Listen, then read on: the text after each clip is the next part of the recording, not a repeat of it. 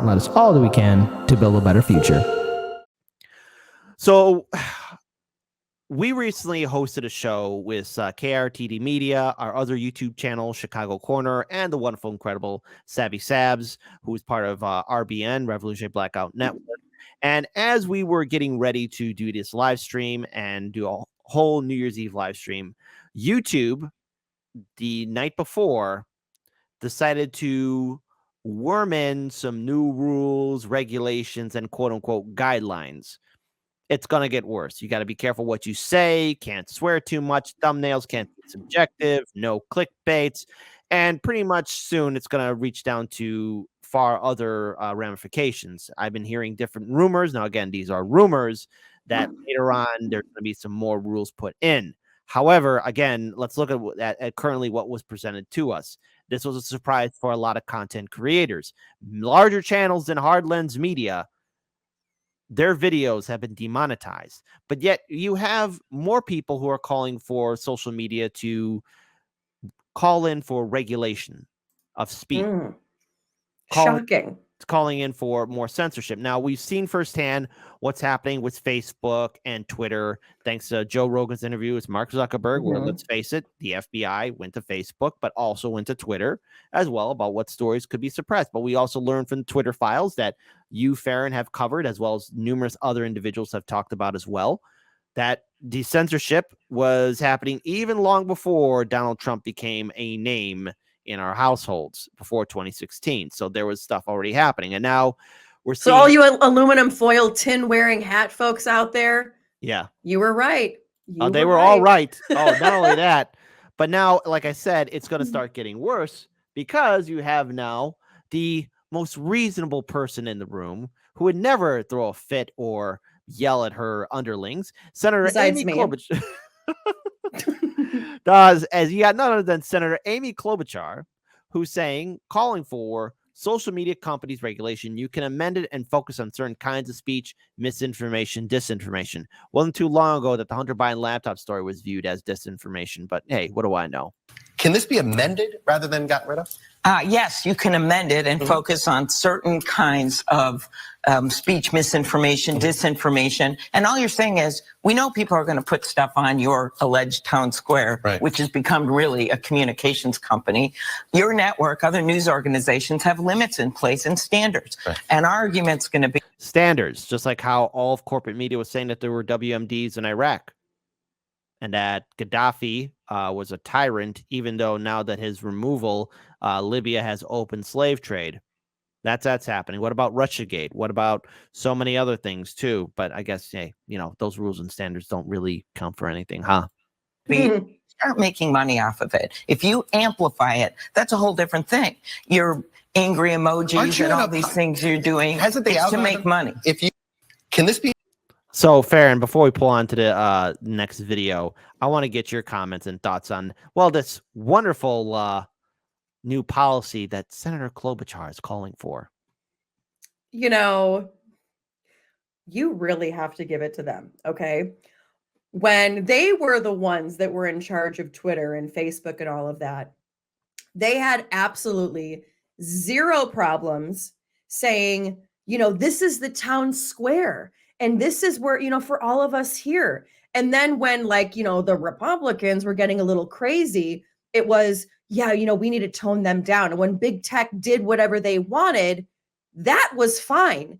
Now that you have a company like Twitter, who's basically put out the whole idea to YouTube and Facebook, like, hey guys, a billionaire could buy you next.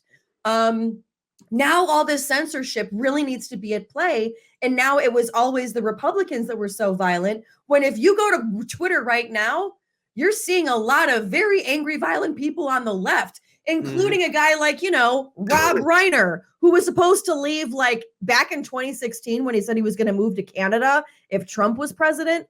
All of these crazy lefties. And again, because I have a lot of Democratic friends, but I'm talking the ones that are the showboat Democrats, again, your Rob Reiners, your Alyssa Milanos of, oh my God. And it's just so funny how all of a sudden, now that the shoe's on the other foot, now that the playing field is level and even and equal, now they have big problems. And it's because it's like, yeah, because now you actually have to work for your votes now. The algorithm isn't going to help you anymore. People are going to call out your crap, and it's going to be all over Twitter, and it's not going to be censored, and the FBI ain't going to be able to go in there and say, don't post that anymore. So it's funny. It's for me, what concerns me though is, okay, we know about Facebook and Twitter. It's out there in the public, and to a lesser extent Instagram, because Instagram is owned by Facebook. But with YouTube, this is what has me concerned. And I recently, just a smaller content creator just emailed me, and I got to respond back. They asked me, hey, do you have any pointers or tips? And at this point, which way's the wind blowing? I even I don't know, and that's nothing against anybody. If you're new and you're starting off on YouTube, I sincerely do wish you all the best. But even I don't know what the future is for this platform, and that's extremely frightening, because when you get involved in independent media, this is not discouragement. I'm just saying, if you're going to do like what me or Farron or RBN or Jimmy is doing. Diversify, get on Rockfin, get on Odyssey, and diversify, because unfortunately, any answer I give you, I can't predict what next week or next month it's going to hold in store in regards to how social media, YouTube in particular, is going to be treating us. I want to pull up this video here, because again, this is a U.S. senator calling for more regulations. Listen. Look, let's be realistic. The tobacco companies changed after being hit with hefty lawsuits, more than government regulation. After the lawsuits came more government regulation. That is true. You think if you open these companies up to lawsuits, and by the way, Facebook's being sued overseas for what its role in Ethiopian civil war and some other places. Do you think their behavior would change? Yes, because then in order to continue, they have to put safety measures in place. These safety measures are already in place. There's a blind attack dog algorithm that goes after words you say, thumbnails, or anything else. Now, look, I'm not trying to over-exaggerate things, but when it comes down to YouTube, folks, they're in place. They are already in place. In fact, they're more of a hindrance now for content creators than any time before. Now, corporate media, they are favored.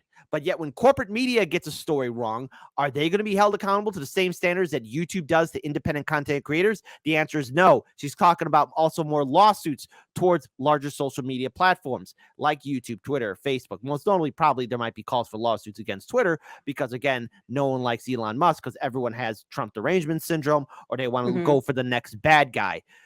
Now, I'm not a big fan of how big tech runs things, but I know this. Let's say there's an open lawsuit happening. YouTube and all the other larger big tech platforms will bend over backwards and say, how can we make this go away? And they'll start going after smaller independent content channels, content creator channels that are not connected to corporate media, that are not connected to the coveted blue check mark cool zone. They'll start systematically going after everyone and start silencing, shadow banning, demonetizing. That's how it'll play out. Farron, real quick, I want to get your comments. As far as when they're talking about lawsuits, he's absolutely 100% correct. When it comes to how the cigarette companies were, they had lawsuits filed against them, and that's when all of their regulations started. Right now, there is a case, and I talked about this on my locals, which if you're not a member of my locals, fairandbalanced.locals.com, where I talk about a lot of things coming down the pipeline that nobody's talking about. One of that being a case of whether or not Twitter is an agent in child sex trafficking when it comes to child pornography. Really quick, the synopsis of this case is that it was two underage kids that made a video. It was given to a predator. The predator posted it on a porn website, posted the link on Twitter, and they called Twitter to say, you need to take this down. This is CP. And Twitter at first said, this doesn't violate it. That we're a third party. You need to go to the other website and ask them to take it down. And then finally, 12 hours later, Twitter did take it down at the behest of everybody reporting it. So the question is was Twitter, as far as that post, does that involve, or are they an agent in that child sex trafficking, or are they just a medium? And there's a lot of different judges right now that have a lot of different viewpoints on it. Some yes, some no. Either way, that is an example of a case that's going to have Twitter itself put up parameters and put in, maybe more regulations and whatnot in place. And if people don't like it, they have the freedom in this country to go to, let's say they don't like YouTube, they can go to Rumble now. We're starting to get a lot more people leveling the playing field because people are tired of all these, quote, inside regulations. Having the government do regulations to these media companies, like you said, the first people that are going to get hit are going to be the mini guys, the little creators. They're going to be the first hit because you know why? They're the easiest. It's just like the IRS. Oh, we gave 87,000 more agents to really get the millionaires. They're going after you and me, folks. They ain't going after the big guys because you know why? They have money. They can fight those cases. The small independent creators, they couldn't even dream of suing YouTube. So the ones that will get affected, Kit, you're 100% right. The small independent creators. Yeah, and that's channels like Harlan's Media Size or other channels too. So to anyone that's really considering, and I got to respond to that email after the show. Look, it's no disrespect, and I don't know what advice I can give. I would just say you got to be consistent with content. You got to be consistent with what you're working on. You got to have a strong work ethic, and also be prepared to be disappointed and diversify your social media platforms. Get on Rockfin, Odyssey, Rumble. I want to pull up this next video here as well, where again, this is from Meet the Press, where again, there's talking about increase of censorship. It should really be called Meet the Swamp Creatures. I'm sorry. Yeah, because it's from MS or BSDNC. Yeah, it really should be called Meet the Swamp Creatures. The swamp creatures here. Let's talk. So let's look at least a couple of these jagoffs, as we call them here in Chicago. As exactly, there's talk of censorship now. Look, you're not somebody that wants to see a lot more government regulation. But what is the best way to regulate social media? Is it to make them? Is it to get rid of 230 and you know what? Let the courts have at them. Like, you know, no more special protections. Is it a new law? Is it algorithm transparency? What is, in your view, acceptable regulation? Well, I do think more transparency around the algorithms is necessary, and I liked what Senator Klobuchar was saying on that front. Okay, so here's the thing. Again, there's an algorithm already put in place for corporate media. I can't stress this out enough. CNN had the dumb, big-brained idea in 2022 to think that, oh, I guess people do like us. Let's spend $250 million for CNN Plus, a streaming platform that only lasted for 1 freaking month. Give me $1 million. Give me $1 million, and I could go farther with that. God Almighty! Again. And remember too, it's in place. Sorry. Go ahead. Oh no, you're fine. But and also too, to piggyback off of that, YouTube, if you remember, take a trip down memory lane back from 2008 or 9 when it was around to 2012, 2013, where it actually was independent creators. Do you know who ruined YouTube? News outlets. Yeah, absolutely. News outlets came onto YouTube and screwed up the entire algorithm, where you have somebody that's like, hey, I'm going to be independent and cover, let's say, hypothetical, the Hunter Biden laptop. Oh no, you're going to get flooded with CNN, Fox, all of those, where it's going to be the 2 talking points. God forbid you get a third idea in there, but it used to be all independent ideas. And then corporate media came in and ruined it. The algorithm pushes corporate media for you to look at first before independent creators. God forbid you have a thought. So what would really led up to this huge attack by corporate media is, first of all, they were smearing larger content creators, most notably PewDiePie, where they smeared him and saying that he was wearing a Luftwaffe jacket or bombardier jacket, which in fact he wasn't. He was wearing a British bombardier uniform. British bombardier versus German Luftwaffe attire. 2 different things altogether. Yeah, and they were smearing and going after him, and they were the usual suspects. BuzzFeed, which is going broke, Vice, Vox, Huffington Post, Washington Post, all of them. And usually it's because, and the reason why, at least my personal opinion, this is just my opinion, I just think a lot of those writers and quote-unquote people that wanted to go after PewDiePie and YouTube and other larger content creators was because they were jealous that they were not as popular as them. That's it. Oh, absolutely. And Yeah. you know what else they started to do too? Maybe not on YouTube, but at least on Twitter. Who was it? Off-rail Russiagators, as you eloquently point out. They then would label you as disinformation if mentioning anything that was beyond the mainstream. You're now disinformation. They had that opportunity to do that, to then not only come in and change the algorithm to where you're not seen, but then if they do happen to still find you in whatever little cave or rabbit hole they're searching down, oh, they're going to label you and be like, hey guys, just in case, Russian propaganda. Agreed.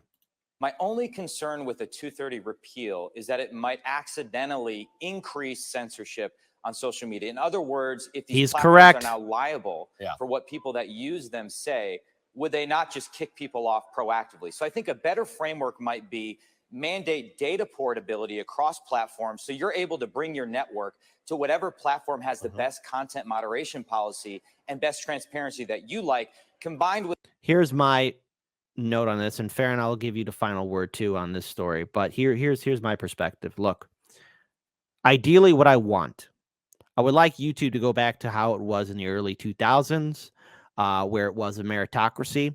And look, there are bad people out there in the world, and there are bad people that will abuse freedom of speech.